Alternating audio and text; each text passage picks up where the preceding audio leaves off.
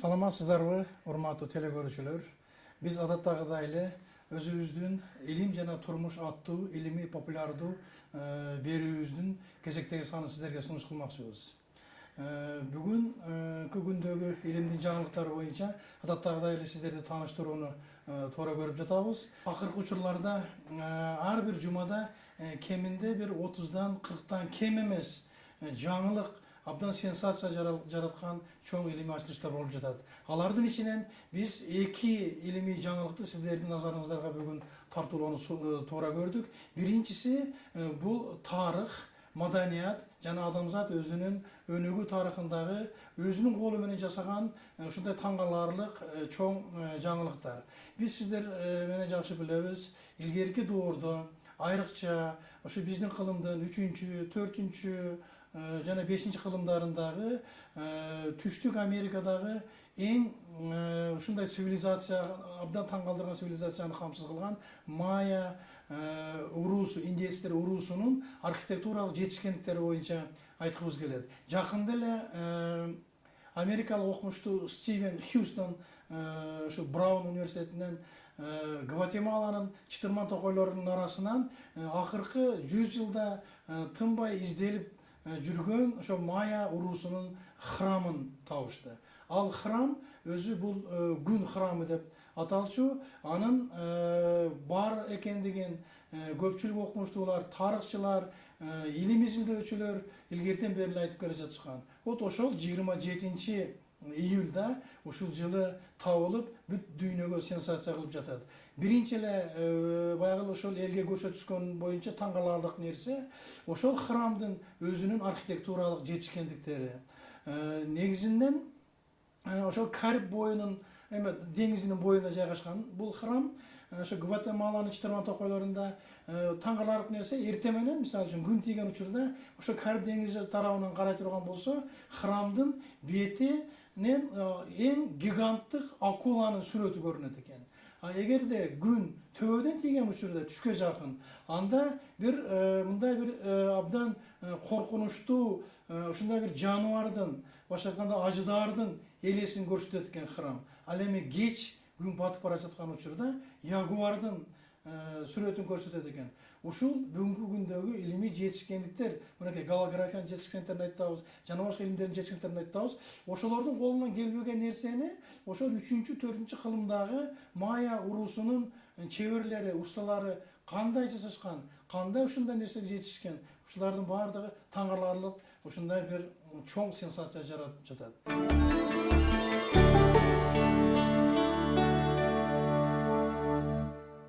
Экинчи бир чоң илимий окуя бул баарыбыз үчүн эле көнүмүш болуп калган ай. Жердин эң жакын өзүнүн жандоочусу болгон ай. Сиздер жакшы билесиздер, америкалык астронавттардын жардамы менен 1969 жылы биринчи жолу адам баласы айга түшкөн. Ал түшкөн астронавттын аты Нил Армстронг. Андан кийин 3 жыл ичи, ошол 69 жылдан 72 жылга чейин 12 ай экспедициясы уюштурулуп, 20дан ашуун астронавттар айдын бетинде болушкан. Бирок тарыхта жана илимий талашууларда ушул күнгө чейин сөздөр болуп келген. Америкалыктар жөн эле баягындай бир ошол айдын бетине түштүк дешип эле кандайдыр бир моделяция жасашып, ошо жердин бетинен эле элди алдап, асанды эле айга эч ким деле түшкөн эмес деген сөздөр болуп келбеди беле. Бирок астронавттар ошону ошол Американын желегин ошол жерге орнотконбуз деген документалдык фильмдерди көрсөтүп беришкен. Мына жакында бир ай мурун ошол эл аралык жасалма жандоочу аркылуу айдын ошол астронавттар түшкөн бетиндеги ошол америкалыктар калтырган желектерди, тууларды сүрөткө тартып алышканда анык нак даана экендиги көрүндү. 6 туунун ичинен 5-өөнү табышкан, алардын түшүргөн көлөкөлөрү жана алардын желбиреп тургандыгы ушул күнгө чейин ошондой бузулбай табияттын катаал шарттарына чыдап тургандыгы. Чынында биз жакшы билебиз, физикадан жана астрофизикадан айдын бети абдан катаал климаттык шарттарга дуушар болот. Мисалы үчүн температура эле абдан чоң мындай диапазондо баягындай өзгөрүп турат. Минус 120 градус Цельсийден плюс 140 градус Цельсийге чейин. Ошого чыдап, андан кийин ультрафиолеттик баягындай нурларды бардыгына ошондой чыдап, ошол тоолардын турушу, алардын алынган сүрөттөрдүн натыйжасында бүгүнкү күндө чынында айдын бетине адам экспедициясы болгондугунан дагы бир кабар берет. Менимче мындай сенсациялуу материалдар дагы көп болмокчу. Мен сиздерди дагы ушундай сенсациялуу материалдар менен мындан ары тааныштырып берүү пландарыбызда бар.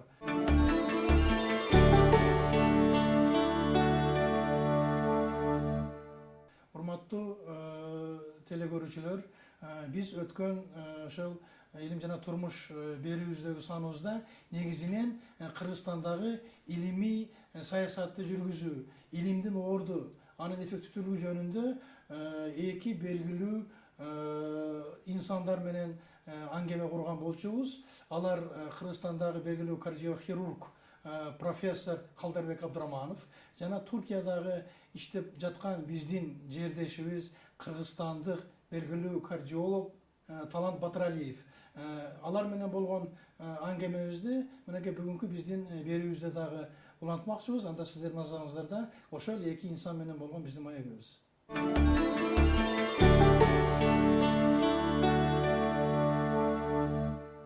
Россияда медицина илимдер боюнча академия бар. Аны мен ойлойчу элем, бул чоң академия болсо, анан медицина боюнча дагы академия, бул кандай кызмат аткарат деп көрсө, алар жөндөн-жөн ушунга келген эмес экен да. Мурдагы саясат боюнча ошол алар жөндөн-жөн келген эмес экен. Ал жерде медицина тармагы боюнча жасалган иштердин баардыгын координировать эткен, бирдикте, бир багытта алып барган ошол уюм, ошол медицина илимдер академиясы экен да. Медицина тармагынан чыккан илимий эмгектерди кароодо академия карат да. Ал жакта албетте бир-некин, жанагы сиз айткан Талант Абдулаевич айткан аксакалдарыбыз отурат. Мүмкүн алар ушул медицинанын кичинекей бир багыттагы узкий тармагында иштеген адистердин деңгээлинде илими бардыр. Бирок мен көзүм жетпейт ага, андай болушу мүмкүн эмес. Эндокринолог кардиохирургияны кантип түшүнөт? Же болбосо детский кардиолог академик болгондо дагы 5 жол академик болгондо дагы кардиохирургия илимин түшүнбөйт да. Же болбосо мени кардиохирургка алып барып койсо мен травматология илимине, же болбосо башка илимдерди түшүнө албайм. А бизде ошол медицинадан келген 4 академик, 5 академиктер экспертиза берет. Жагабы, жакпайбы карап туруп, анан кийин ал жанагындай өзүңүз айткандай илимдин негизги салмагына, баалуулугуна карабастан ким-кимдин коңшусу, ким-кимдин учениги, өзүңүз айткандай баягы жана кимдин школасы ушул принциптен башталат. Бул дагы ушул өтө орой илимдин жанагы чыныгы илимий багытын бузуп аткан, илимдин баркын кетирип аткан нерселерге кирет да. Ушунга окшогон нерселер көп, айтпасак болбойт. Айтпай эле жашырып, бай жакшы экен, тиги байке тарынат экен, бул эжекем тарынат экен деп отура берсек, анда кыргыздар Кыргызстанда илим жүрбөйт. Илим, өзүңүз билесиз, илимпозсуз, илим дискуссиядан жаралат. Талаш тартыштан жаралат. Эгер талаш тартыш жок болсо, бир кишинин оюн айтып эле тура берсек, анда илимди жаап туруп, анан кийин бир сандыкка салып, жаш балдарга жана неберелерге чейин ачпай коюп, бир үчүн бирөө берип коюшубуз керек. Илим кодекси боюнча билим берүү реформалар боюнча жазганыңызды азыр көрүп атсаңыз керек. Акипресте атайын бөлүм ачылды. Анан кийин буларды бүт бардыгын алып көрүп, ошолорго жараша кылып өзгөртүү болбосо, академия наук өзүнүн уставы менен мамлекеттик бюджетте отуруп, мамлекетке эсеп бербей, өздөрүнүн каалаган адам немеси менен, жолу менен жүрүшү болбойт. Болбойт. Мамлекеттик стратегия, мамлекеттен акча алып атсаң, биз деле ушундай грант беребиз. Биздин каалаганыңдай иштешиң керек. Туура.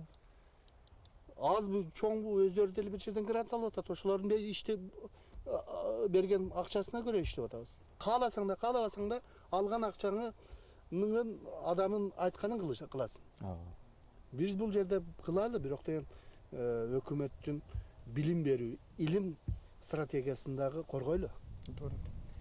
Туура. Алма быш оозума түш деп отурган убакыт бүттү. Талант Абдулдаевич айткан кодекстин долбоорун мына 1 жылдан бери ушу элге жеткирип аракет кылып атабыз. Аны биз илим жана инновация боюнча кодекс деп атадык. Эмне үчүн кодекс деп аткандыгыбыз бул эми баягы конституциялык мыйзам болсун, консервативдик мыйзам болсун. Ар ким эле баягы ал жагынан бул жагынан чукулап өзгөртө беришпесин, анан эмесин деңгээлин көтөрө эле турабыз. Тилекке каршы мен бир нерсени байкап атам, урматтуу эле көрүүчүлөр, сиздер дагы ушул нерсени эстеп койсоңуздар, ошол форумга катышкандар биздин Кыргызстанга караганда чет мамлекетте абдан көп болуп атышат. Ошол эле Турциядан, Чехиядан алып атам, Германиядан, Америкадан, Япониядан келип атат. Биздин кыргызстандык өзү илимпоздор. Анын ичинен ушу Калдыр Абдурахманович менен экөөбүз Кыргызстанда жашап атабыз. Эми өзүбүздү да бир аз критика кылып коелу. Чынында эле окумуштар абдан пассивдүү болуп атабыз. Мени таң калтырган нерсе, Илимдер академиясынан бир дагы отзыв түшкөн жок. Билим берүү министрлигинен дагы.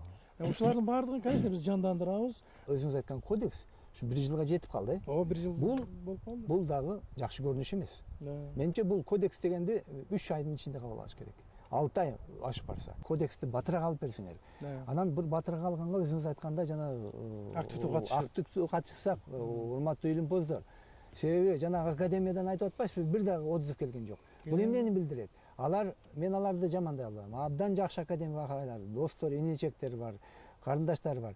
Бирок алар ойлоп атат го. Баары бир эле биздин айткан ой пикир угулбайт, ошол каалагандай жасап коет деген гана баягы эски ой. Стереотип бар да. Стереотип бар да. Калдыр Абдурахманович, мына бул жаштарды илимге тартуунун жолу кандай?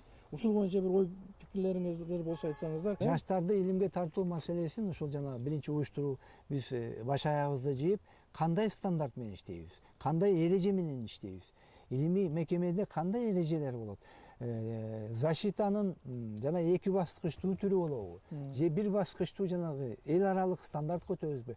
Ушунун башын чечип коюш керек азыр. Мына өзүңүз айттыңыз, мына мен тилекке каршы кечире болуп калдым. Мына Өзбекстанда дагы ушул эл аралык стандарт көтүп атты. Илим защита кылуу боюнча. Анан кийин Казакстан бул көп эле убакыт болду, өтүп калды, өтүп кетишти. 2 жыл болду. Турмуштун шартына ылайык ушул өтүп аткан болуш керек. Бизде деле ошондой шарт. Ошол эл аралык стандартты көтүшүбүз керек.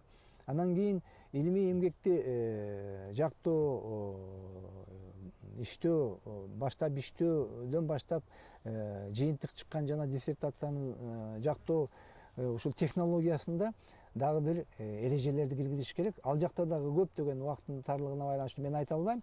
Бул өзүнчө бир тема кылсаңыз ушул илим жактоо технологиясы боюнча дагы бир талкууга кылсак абдан жакшы болот эле, аксакалдарды да чакырып. Ошол эрежелерди иштеп чыгышыбыз керек. Бирок илимге менин оюм боюнча, жеке оюм боюнча, илимге тартуунун кереги жок. Илимге өзүлөрү келиш керек жаштар. Эгерде биз илимге тарта турган болсок, анда биз дагы жанагындай эле эффект алабыз. Илимге тартыштын кереги жок кулагынан. Менимче илимге келе тургандай шарт түзүп беришибиз керек. Илимге тартуу дегениңизге мындай туура, негизинен туура түшүнөм. Илимге тартуу, эгерде биз эрежени түзүп берсек, эрежени көргөн жаш окумуштуу, момундай жол менен барсам болот экен дейт да. Азыркы жаш окумуштуулардын оюнда эмне? Байке, мен илим менен шугулдана баштасам, кандай жол менен кетем деп сурабайт. Ал билет. Кандидатский защита кылганда канча жылкы союш керек? Кайсыл рецензентке канча акча алып барыш керек? Жол киресин төлөп бериш керек? Жол киреси, тигил жактан канча, кайсы кишини чакырыш керек, кайсы ведущий учреждениеге канча расход кетет, ушул жөнүндө ойлонот. Анан кантип ал илимге тартылат? Эгерде биз эреже коюп койсок, алар жок болсо, момундай жолдор менен гана барат экен, эч кандай расход жок экен, жалаң гана иштешим керек экен деген ойдо калса, анда ошонун өзү илимге тартуу деп эсептейм да. Ушул маселе боюнча Талант Абдулдаевич, сиз да өзүңүздүн оюңузду айтсаңыз. Сиз ушул кодекстерди жазып атканда биз баштап бердик. Азыр мага 700дөй дүйнөгө чыгып кеткен Кыргызстандын жарандары, профессорлор дүйнөдө иштеп аткандар. Анан эми эгер биздин улуу урматтуу аксакалдар анан ошол жерде отуруш үчүн Кыргызстандын келечектеги илимин ойлобой неме кыла турган болсо, эртең мен президентке, жогорку кеңешке, сиздерге, спикерге кайрылып эле альтернативдүү бир академия куруп, Ооба. Ооба. Ооба, Мыйзамдуу эле. Мыйзамдуу эле. Ооба, жол менен, өзүнүн жолу менен. Туура. анан мен бул бир граждандык акым, Ооба. өлкөмдүн алдындагы милдетим. Анан жарышып көрөлү. Ооба. Илим өзү Жакшы жарышта. идея. Илим өзү табият жарыш. боюнча Анан жарышып жарышы, көрөлү. жарышы. Анан мен бул жерден сиздин айтып кеткен жерге бир неме кошкум келет да, баягы кээ бир моундай мындай бир өзгөрүүгө мүмкүнчүлүк берилбеген системаларга жандаш системалар болот экен да. Маселе Альтернатива. СМИ жок. Мына жергиликтүү бир эки газета жазып чыкты. Эми чет мамлекетке статья жазган кыйын экен, акча алат экен. Анан өкмөт акча бербей илим жасай албай атабыз. Болуптур. Жаңы технология керек экен, аябай чоң өлчөмдө акча керек болгон немелер калсын. Кабыл. Эми биздин тарыхчыларыбыздын, философтордун жазган эмне керек? Филологдор. Филологтордун. Анткени Физик. булар ойлобосун. Теоретик. Теоретик. Мен өзүм физик теоретикмин. Анан Мага кечээ окумапмын деле, кереги жок. Кыргызстанда аябай көп окулган газеталердин бирөөсү жазып чыгат. Эми атын деле билбейм. Эми ким мен акыл бергенин көрүп эле турам. Анткени баягы железо дефицитine анемия менен Кыргызстанда эле ооруп аткан адам жок да. Ал анемия деген бир бүтүн дүйнөнүн Дүйнөлүк проблемасы. проблема. Тил деле болсун, философия деле болсун. Бунун кыргыз бул жерде моундай кылыш керек да. Кыргыз билиминин, илиминин деңгээли, келечеги жок. Кыргызстандын, Кыргызстандагы билимдин, кыргыздын эмес. Биздеги илим бүтүн дүйнөдөгү илим. Муну жакшылап билиш керек. Анан буну экөөнү неме кылып алсак, анан кийин ошол жерде ошентип чыгыптыр эми. Кыргызстанда иштеп атса, анда ал бүтүн дүйнөдөгү ошол эле проблема боюнча дүйнөдөгү илимге шайкеш болбосо, керексиз болсо, аны билим деп эсептеп диссертацияга кандидат наук же докторуна бир кажети барбы акчага жөнөтүп? Туура. Анан мен бир неме менен айткым келет бүгүн билимдин деңгээлин билес, билим илим деп 90-жылдарда айылдарда эле университет курула баштады го. Ошол убакта Раматлык Төлөмүшөкевич немеде Турцияда элчи болуп турду. Анан мен кез-кезде жардам берчүмүн. Штаттар аябай көп аз болуп, анан өзүнүн убакыты менен анан жетишпей калган күндөрү бир күн бардым. Ага өзүм ишим калып атат. Турция чоң мамлекет экен. Кээде 18-19 саат бир жака автобус менен барып жүрөм. Десем анда сенден бул балам бир өтүнүч деди. Бүгүн каласың. Болуптур. Эки деди ушу сага окшогон балдар топтоп бир Кыргызстан академиясындагы жаш илимпоздордун акыбалы аябай начар, ушуларга бир Жардам стипендия кылып фонд. Болуптур деди мага да. Көрүшүп мен айтып коем деди. Үчүнчү вопроска келгенде айтып калды, ушул окуу жайлардын ачылып атканда биринчи айтсам укмаксам болбойт. Көп талкууладык. Анан айттым, айланайын бул эчтеке эмес, бунун кесепети 20 жылдан эмне болот экен депчи. Мына келдик бүгүн. Туура айткан. Анан менин бүгүн министрди же болбосо академиянын президентин сындап аткан жерим жок. Мени аябай эле өкүндүргөн нерсе, чет мамлекетке келгенде акыркы убакытта айрыкча Орто Азиядагы өлкөлөрдүн атка минерлердин анан кээ бир эле неме келген убакытта кокусунан керек болуп калар деп кандидатский жасап эмелери, анан докторский жасап эмелер бир мода болуп калды. Ошондой болуп калат тилекке каршы. Анан аны чет мамлекетке билип алышыптыр. Анан аны биздикилер билбейт да. Фамилиясын латынча кирип эле Google Scholar'га издөө немелерде системага киргенде эле Жок. жок, табылбай атат деп. Андай окумуштуу жок. Андай окумуштуу жок. Анан эми бул эмне деген, балки анын үчүн эчтеке эмес, бирок деген адептатан көрө. Кыргызстанда илимдин деңгээли ушундай турбайбы деп. Ошон үчүн айтам, Кыргызстан визиткаларына барганда, чет мамлекетке чыгып атканда эле англисче илимпоз деп жазбай эле койсо, анткени ал илимпоз деген жазганы Кыргызстандын Бадык Кадыр Баркын түшүрүп коет. Туура. Эң чоң Жогорулатпайт. Академиядагы уставтар Кыргызстандын бүгүнкү илимдин деңгээлине керектүү деңгээлде болбосо, альтернативдүү бир академия куруп, бирок анын илимдин коргоо, баалоо системасын чет мамлекеттегидей эле интернет аркылуу кандидатский жактадыңбы же докторский жактадыңбы, өзүңө илимпоз деп көрсөтө турган болсоң, ошо издөө системасынан чыксын. Кааласаң да, каалабасаң да. Анан акчабыз жок деп, анан кийин методический башкалардын немесинен таап, методический рекомендация, пособие, андай мындайдын бүт бардыгын монография деп жаза коюп. Анткени бул сен кандай башкасынын китебин окуп бирдемкелер үйрөнүп атсаң, Senikinen de ошондой. сеникинен да окусун. Бул бир сый, урмат.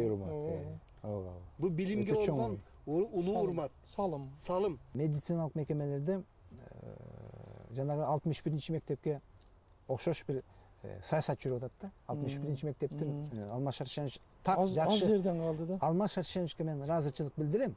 Так жооп берип койду, абдан жакшы жетекчилик катары жакшы сөз айтты да. Мамлекеттик мекеме эч убакта акционерлик этилбейт, коомдук жалпы коллективдин эмесине да берилбейт деген сөздү айтты. Мектеп. Абдан туура. Мана бизде да ушундай болуп атат азыр. Бул акчанын жоктугунан ушул бир жолго барып атышат. Мен атайлап бирөө жасаган жаман жакка барайлы деп айтып жасаган жок, бирок ушул мекемелер жана өзүн өзү каржылай алып, ушул кандай жолго барыш керек, ушул коллективдин өзүнө беришибиз керек деген бир жанагы государственный автономный медицинский учреждение ГАУЗ деген өтөбүз деген бир проект жазып атышат. Мен буга каранда каршы башынан болгом. Себеби жанагы фундаментинен баштап крышасына чейин мамлекеттин акчасына курулган мекеме, чоң мекеме, улуттук кардиология институтуна окшогон. Анан ошондогу миңдеген адамдар, мамлекеттин кызматында иштеген адамдардан кантип биз бир коллективдин, бир директорлор советинин алдына салып беришибиз керек. Менчигине берүү. Бул деген бул дагы менчик, мамлекеттик эмес менчикке өтүп кетет. Мамлекеттик менчиктин эмесинде калыш керек дагы. Анан ошондо жанагы биз айтып аткан илим да жүрөт.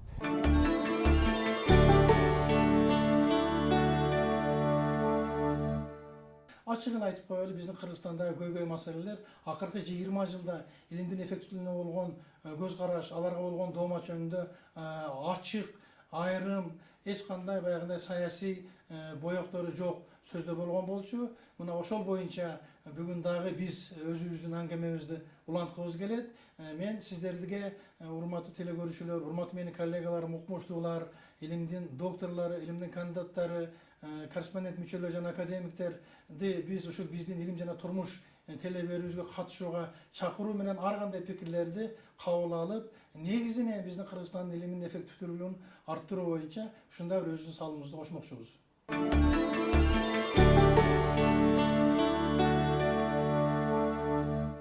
Ушуну менен биздин илим жана турмуш аттуу илимий популярдуу теле берүүбүздүн кезектеги саны сиздерге тартууладык. Görüşkönçe salamatта болуңуздар.